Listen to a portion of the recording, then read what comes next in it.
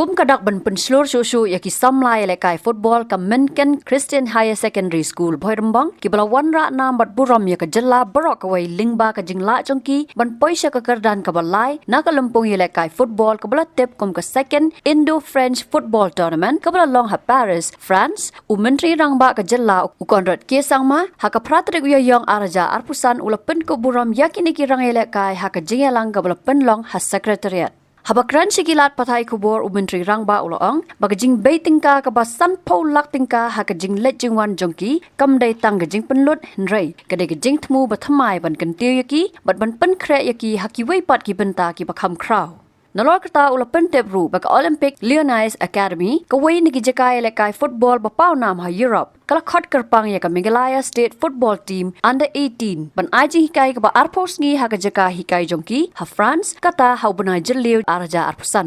This is indeed a very proud moment for me, a proud moment for our state, and a very proud moment for each and every one of you. You have had the opportunity to represent not just your school, not just our state, but the country in the Indo-French football tournament of 2025. And not only did you represent the country, but you also came third in this tournament. And once again, I congratulate you for that. And I think they all deserve another round of applause for this great performance that they have done in this particular tournament that was held in France. As a state government, for us sports is very, very important. I always repeat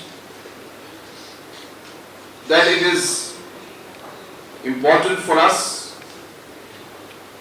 not only because we feel that the talent is there and it just needs the support, and with that support our youngsters can actually perform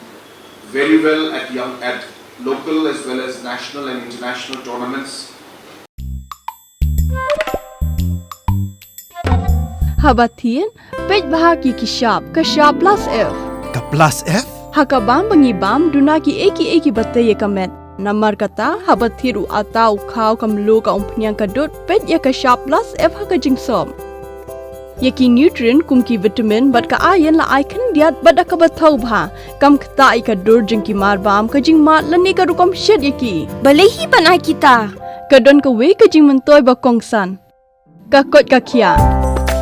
Ka nutrition bakam bha kajing im bakam bha pendon kam daki mar ba modon ka sharp plus F menta kasni Lawan Ra Shafi Lingba ko office jong Commissionerate of Food Safety Meghalaya